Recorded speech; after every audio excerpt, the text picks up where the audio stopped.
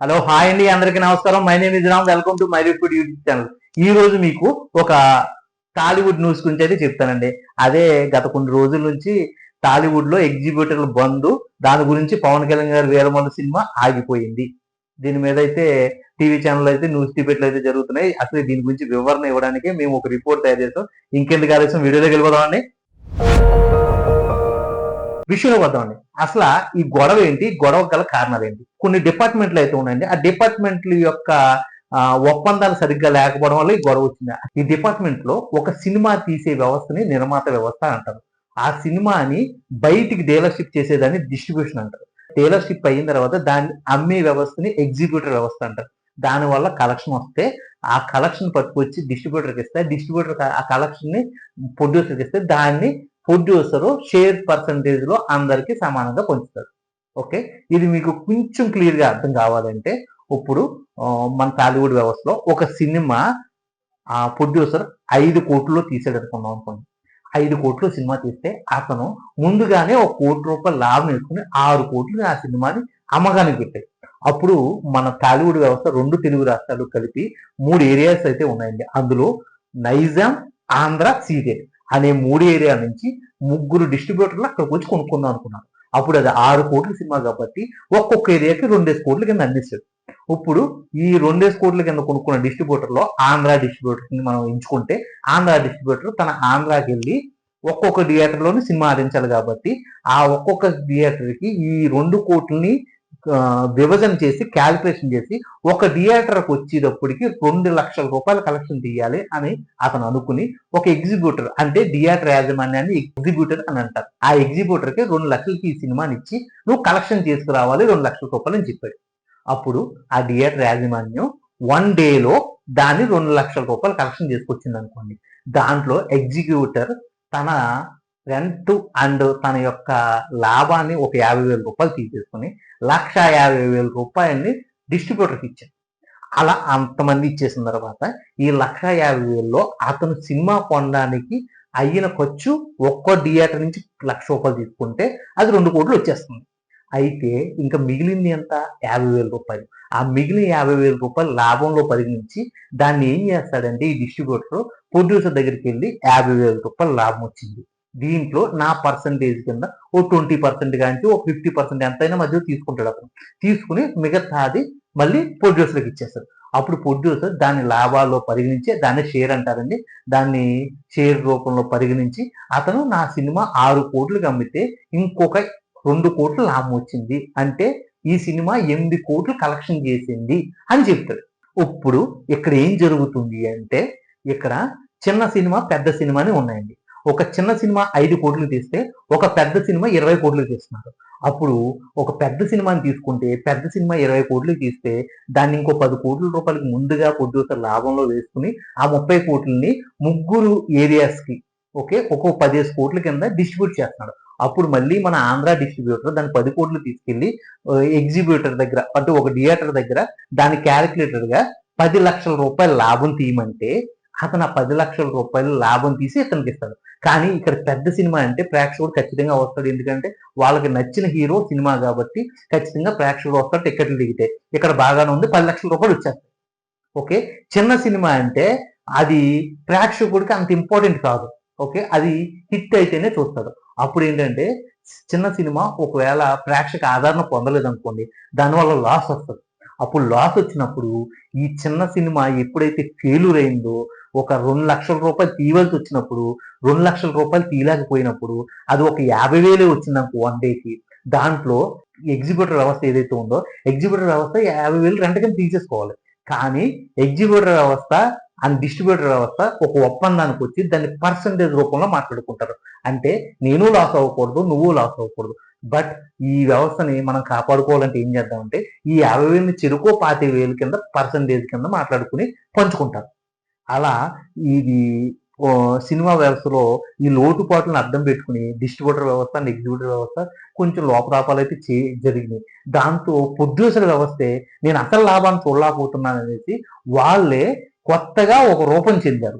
అలాంటి తరుణంలో కొంతమంది ప్రొడ్యూసర్స్ దీన్ని లీజు తీసుకున్నారు. అంటే దీంట్లో 2 రకాల ప్రొడ్యూసర్స్ ఉన్నారు. ఒకళ్ళు ఏంటంటే ఆ కలెక్షన్ ఎక్కువ నేనే చూడాలనుకునే వాళ్ళు తర్వాత మేము రెగ్యులర్ గా సినిమాలు తీస్తున్నాం కదా, ఈ వ్యవస్థను కూడా మనం కాపాడుకుంటేనే కదా మనం సినిమా తీస్తే మనకు పెట్టిన పెట్టుబడి వస్తుంది అనుకునేవాళ్ళు. ఈ 2 రకాల వాళ్ళు మంచి వాళ్ళ చెడ్డ వాళ్ళ అనేది మనం డిసైడ్ చేయలేం కానీ, ఈ 2 రకాల వ్యవస్థ ఏం చేసిందంటే డిస్ట్రిబ్యూటర్ వ్యవస్థని, ఎగ్జిబ్యూటర్ వ్యవస్థని వాళ్ళ చేతిలోకి అయితే తీసుకున్నారు.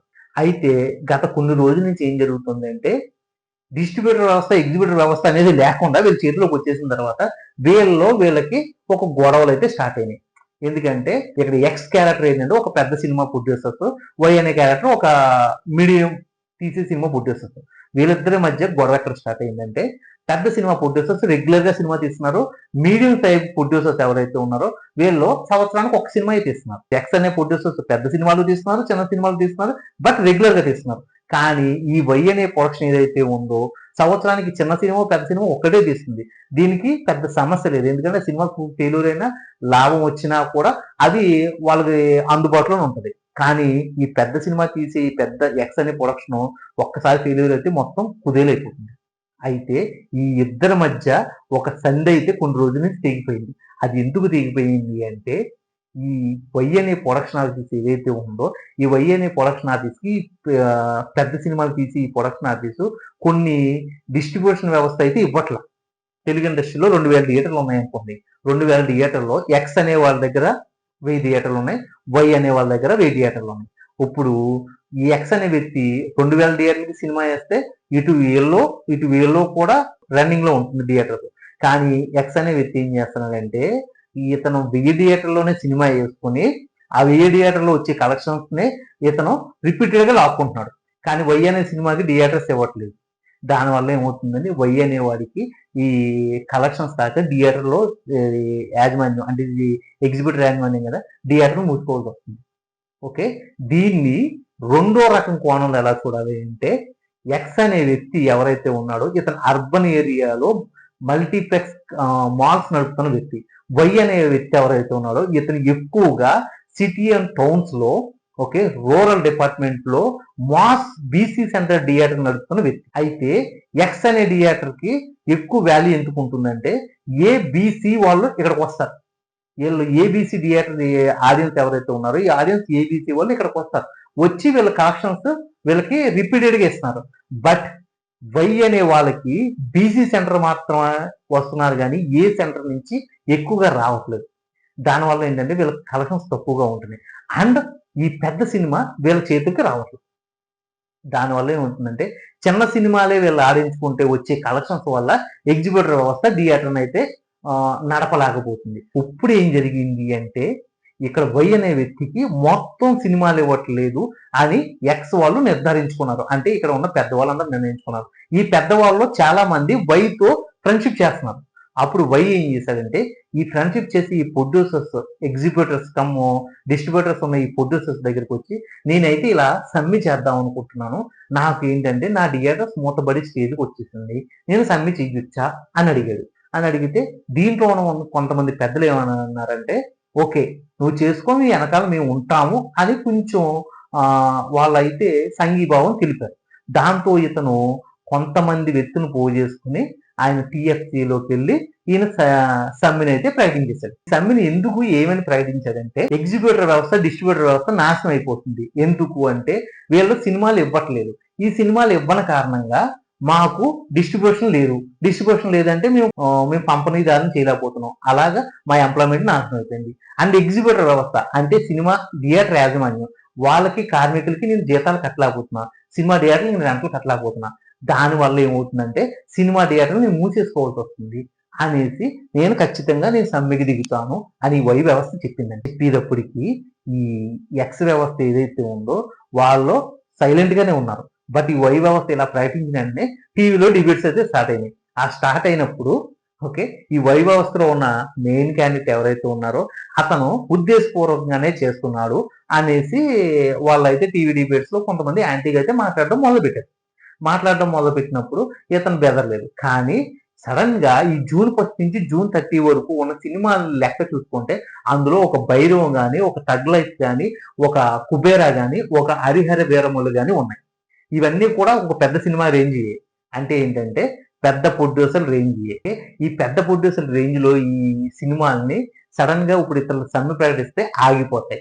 ఆగిపోవడం వల్ల ఏమవుద్దంటే ప్రొడ్యూసర్స్ ఎవరికైతే ఉందో వాళ్ళకి ఆర్థిక నష్టం వస్తది. ఎందుకంటే వాళ్ళు దాన్ని లోన్స్ రూపంలోనో లేకపోతే వడ్డీ రూపంలోనో తెచ్చుకుని వాళ్ళు సినిమాలు తీస్తున్నారు కాబట్టి వాళ్ళకి ఒక నెల సినిమా అయితే దానికి 10 వడ్డీ కట్టాలి కాబట్టి వాళ్ళైతే దీనికి కొంతమంది వ్యతిరేకంగా ఉన్నా కానీ బయటికైతే వాళ్ళ భావజాలం ప్రకటించలేరు. దీంతో వ్యవస్థ ఏం చేస్తుందంటే దీన్ని ప్రకటించి ధైర్యంగా ఉన్న వెంటనే ఇక్కడ భైరవం ప్రొడ్యూసర్స్ కానీ కుబేర ప్రొడ్యూసర్స్ కానీ వీళ్ళు ఎవరో కానీ లైక్ హరిహర వీరమల్లి ప్రొడ్యూసర్స్ కానీ బయటకు వచ్చి ఏ విధమైన స్పందన తెలపలేదు. ఇప్పుడు మీరు సమ్మె చేయడం వల్ల మాకు సినిమా లాస్ అని. కానీ పవన్ కళ్యాణ్ గారు వచ్చి దీనికి వ్యతిరేకతగా ఒక లేఖ రాశారు. దీనికి గల కారణాలు ఏంటంటే అనే ఈ ప్రొడక్షన్ లో ఎవరైతే సమ్మె చేసే వ్యక్తుల్లో ఈ పెద్ద మనుషులు ఉన్నారో అందులో మన ఈస్ట్ గోదావరి డిస్ట్రిబ్యూషన్ వచ్చేసి ఒక 4 సినిమా థియేటర్లు ఓనర్ ఎవరైతే ఉన్నారో మన పవన్ కళ్యాణ్ గారి అధికార పార్టీకి అపోజిషన్ లేదు. కావాలనే ఈ సినిమాని ఆఫ్ చేస్తున్నారు హరిహర వీరమల్లు అనేసి ఒక సందిగ్ధంలోకి అయితే వచ్చేసారు. దానివల్ల ఏమైందంటే ఇది కొత్తగా రాజకీయ రంగు పులుముతుంది. కానీ ఇక్కడ మీరు తెలుసుకోవాల్సింది ఏంటి అంటే ఒక సినిమాని ఎందుకు ఆఫ్ చేయవలసి వచ్చింది ఎగ్జిక్యూటివ్ వ్యవస్థ, వాళ్ళు ఏం కోరుకుంటున్నారని తెలుసుకోవాలి. ఇక్కడ వీళ్ళు ఏం కోరుకుంటున్నారంటే ఎగ్జిక్యూటివ్ వ్యవస్థ దీన్ని పర్సంటేజ్ అడుగుతుంది. అంటే ఏంటంటే ఇప్పుడు ఒక సినిమా తీస్తే చిన్న సినిమా కానీ పెద్ద సినిమా కానీ తీస్తే గత 30 ఏళ్ళుగా దానికి కలెక్షన్స్ పరంగా చిన్న సినిమా లేదు పెద్ద సినిమా లేదు, ప్రేక్షకుడు నచ్చితేనే థియేటర్కి వస్తున్నాడు, అది హిట్ అయితేనే థియేటర్కి వస్తుంది. దానివల్ల ఏమవుతుందంటే ఒక 5 కోట్ల రూపాయల్లో సినిమా తీస్తే దాన్ని 1 కోటి రూపాయల లాభం వేసుకుని ఈ ప్రొడ్యూసర్ డిస్ట్రిబ్యూటర్కి 2 కోట్ల రూపాయల 3 ఏరియాలకు అమ్మేశాడు. ఇప్పుడు ఇతను ఈ డిస్ట్రిబ్యూటర్ ఏం చేస్తాడంటే దీన్ని తన ఏరియాలో ఉన్న థియేటర్స్ అన్నింటిలోనూ ఒక్కొక్క థియేటర్కి 2 లక్షల రూపాయలకి ఆ సినిమాని పంచి 2 లక్షల రూపాయలు కమిషన్ తీసుకురమ్మంటాడు. కానీ ఈ సినిమా ఆడలేదనుకోండి, ఇప్పుడు వచ్చే కలెక్షన్ ఎంత, ఆ కలెక్షన్ 50,000 రూపాయలు అనుకోండి, ఆ 50,000 రూపాయలని ఈ డిస్ట్రిబ్యూటర్ వ్యవస్థ ఎగ్జిక్యూటివ్ వ్యవస్థ పంచుకోవాలి. ఎలాగంటే 25,000 పంచుకోవాలి. ఎందుకంటే ఇద్దరు కూడా లాస్ అవ్వకూడదు అని. ఎగ్జిక్యూటివ్ వ్యవస్థ ఏదైతే ఉందో నేను అలా పంచుకోను, ఓకే, ఇంకా పెద్ద సినిమా కూడా ఇలా పంచితేనే నేను పంచుకుంటాను అని ముందు పట్టింది. అంటే ఏంటంటే వాడు 10 లక్షల రూపాయలు కలెక్షన్ తీసుకొచ్చాడు అనుకోండి, ఆ 10 లక్షల రూపాయలు తన రెంట్ 50,000 రూపాయలు తీసుకుని కనవ 9,50,000 రూపాయలు ఇచ్చేస్తున్నారు. కానీ చిన్న సినిమాకి అలా చేస్తున్నాడా? లేదు. చిన్న సినిమా ఫెయిల్యూర్ అయితే 50,000 వస్తే దాంట్లో 25,000 సరిపెట్టుకుంటున్నారు డిస్ట్రిబ్యూటర్ అండ్ ఎగ్జిక్యూటర్. కానీ ఇప్పుడు పెద్ద సినిమా రిలీజ్ అయితే ఇతను జెన్యున్ గా ఉన్న ఎగ్జిక్యూటర్ 9,50,000 డిస్ట్రిబ్యూటర్కి ఇచ్చేసి తన 50,000 రెంట్ తీసుకుంటున్నాడు. దానివల్ల తనకి ఏం లాస్ లేదు. కానీ ఎప్పుడు చిన్న సినిమా లాస్ అయినప్పుడు తను లాస్ అవుతున్నాడు. అప్పుడు అతను ఏం కోరుకుంటున్నాడంటే సరే పెద్ద సినిమా రిలీజ్ అయినప్పుడు కూడా 10 లక్షల రూపాయల కలెక్షన్ వస్తే దాంట్లో షేరే ప్రకటించు. అంటే ఏంటంటే 5 లక్షలు నువ్వు తీసుకో, 5 లక్షలు నాకు. అప్పుడు ఏమవుద్ది, చిన్న సినిమా ఫెయిల్యూర్ అయినప్పుడు నీకు సపోర్ట్ ఇస్తున్నాను కదా, ఇలాగ నాకు నువ్వు సపోర్ట్ ఇచ్చినట్టు అవుద్ది అని ఈ ఎగ్జిక్యూటర్ డిమాండ్ చేస్తున్నారు. ఓకే, ఇప్పుడు ఈ డిస్ట్రిబ్యూటర్కి లాస్ వస్తుంది. ఎందుకంటే ఆ సినిమాని 9 లక్షల రూపాయలకి ఇతను తీసుకున్నాడు కాబట్టి 9 లక్షల రూపాయలు ఒక 50,000 లాభం వస్తుంది అనుకోండి. 50,000 రూపాయలు రెంట్కి ఇచ్చేసి కనుక 50,000 లాభం తీసుకుని ఆ లాభాన్ని బట్టి మళ్ళీ పొట్టుల దగ్గరికి వెళ్ళి చెరుకు 10,000 పంచుకుంటారు. కానీ ఇక్కడ ఏమవుతుంది, అసలు 9 లక్షల్లో 5 లక్షలు వచ్చింది, కనవ 4 లక్షలు లాస్ వస్తుంది. ఇది ఇక్కడ జరుగుతున్న అతి పెద్ద ప్రాబ్లం. ఇక్కడ ఈ పాయింట్ మీకు అర్థమైంది కదండి. దీనివల్ల ఏం జరిగిందంటే ఇప్పుడు డిస్ట్రిబ్యూటర్ వ్యవస్థ ఎగ్జిక్యూటివ్ వ్యవస్థ అనేది లేకుండా పోయి ప్రొడ్యూసర్స్ లో ఎక్స్ వై కలిపి ఈ వ్యవస్థ నడుపుతున్నారు కాబట్టి ఎక్స్ అనే వాళ్ళు పెద్ద సినిమాలు తీస్తున్నారు కాబట్టి వై అనే సినిమా వాళ్ళు అసలు పెద్ద సినిమాలు తీయలేదు, అప్పుడప్పుడు చిన్న సినిమాలు తీస్తున్నారు కాబట్టి వీళ్ళు ఏ ఆలోచనకు వచ్చేసారంటే ఈ ఎగ్జిక్యూటివ్ వ్యవస్థ పెద్ద సినిమాలు వస్తే మాకు ఈ కలెక్షన్ షేర్ ఇవ్వండి, అంటే 10 లక్షలు వస్తే 5 లక్షలు మాకు 5 లక్షలు మీకు ఇవ్వండి. దానికి ప్రొడ్యూసర్స్ అంటే ఎక్స్ లో ఉన్న పెద్ద ప్రొడ్యూసర్స్ ఒప్పుకోట్లా. ఎందుకంటే మేము మీకెందుకు అంత అమౌంట్ ఇవ్వాలి, మీరు రెంటే తీసుకోండి, మీరు రెంట్ కట్టేస్తాము అనేసి వీళ్ళు అంటున్నారు. అదే చిన్న సినిమా ఫెయిల్యూర్ అయితే మేము పర్సంటేజ్ ఇస్తాం కదా, మీరు ఇప్పుడు రెంట్ గురించి మాట్లాడుతున్నారు, చిన్న సినిమా సమస్యలో మీరు ఇలా మాట్లాడుతున్నారా అని వై వాళ్ళు అడుగుతున్నారు. అంటే ఏంటంటే ఈ తప్పుదారిని పరిష్కరించుకోవాల్సిన ఈ పెద్దలు ఏదైతే ఉన్నారో వీళ్ళు ఎక్స్ అండ్ వైగా విడిపోయారు. విడిపోయిన తర్వాత వై ధర్నా మొదలెట్టిన తర్వాత హరిహర వీరమల్లు విషయం వచ్చి పవన్ కళ్యాణ్ గారు రియాక్ట్ అయ్యి పవన్ కళ్యాణ్ గారు ఒక లేఖ రాసి అసలు వై సినిమా థియేటర్లో అసలు క్వాలిటీ ఉంటుందా, మీ దగ్గర బాత్రూమ్లు బాగుంటాయా, మీ దగ్గర కనీసం కూల్ డ్రింక్స్ తక్కువ రేటుకి అమ్ముతున్నారా, మీ దగ్గర పరిశుభ్రత ఉంటుందా సీట్స్ లో అనే క్వశ్చన్ రేవదెత్తేటప్పటికి వై అనేవాళ్ళు కొంచెం కంగారు పడ్డారు ఈ ఎగ్జిబిటర్ వ్యవస్థ. ఎందుకంటే ఎక్స్ దగ్గర మల్టీప్లెక్స్ ఉంటాయి కానీ వై దగ్గర మల్టీప్లెక్స్లు ఉండవు.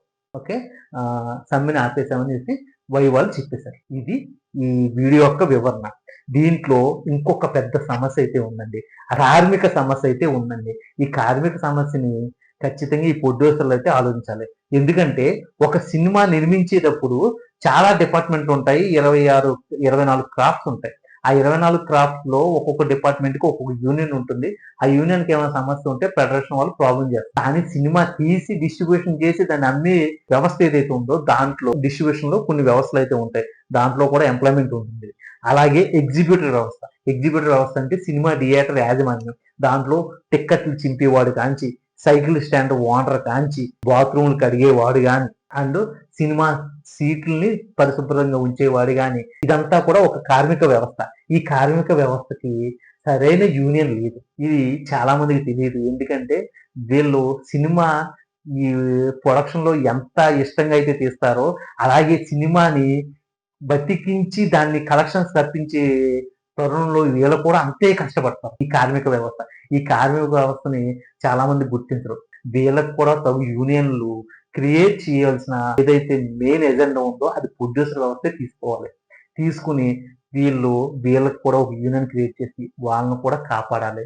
లేకపోయిన తరుణంలో వీళ్ళకి గవర్నమెంట్ తరపు నుంచి ఒక ఐడెంటిటీ గుర్తించి వాళ్ళకు కూడా ఈ ఫెడరేషన్ వ్యవస్థలో ఏదైనా తగు సాయం చేయాలి. అంటే ఒక ఆరోగ్యశ్రీ అనో లేకపోతే ఒక స్వయం ఉపాధి అనో, దానివల్ల వచ్చే ఒక శాలరీ ఎంప్లాయ్మెంట్ అనో, వాళ్ళ బతుకులకి ఒక నీడ తోడు ఒక ఇల్లు కట్టించడం, అటువంటి ఒక మంచి విధానాన్ని ఈ ప్రొడ్యూసర్ వ్యవస్థ గవర్నమెంట్ తరపునో లేకపోతే ప్రొడ్యూసర్ ఫెడరేషన్ వ్యవస్థ రూపంలో తీసుకొస్తే మంచిది అనేసి ఈ డిస్ట్రిబ్యూటర్ ఎగ్జిబ్యూటర్ వాళ్ళు ఎవరైతే ఉన్నారో వాళ్ళు ఇప్పుడు దీన్ని గొంతు లేవనెత్తి వాదిస్తున్నారు. ఈ వీడియో కనుక మీకు అర్థమైనట్లయితే దయచేసి నా ఛానల్ని సబ్స్క్రైబ్ చేయాలని కోరుకుంటున్నాను. ఇలాంటి మంచి వీడియోలు మీకు కావాలంటే please like, share and subscribe. ఈ వీడియో ఇక్కడితో సమాప్తం అండి. జై హింద్.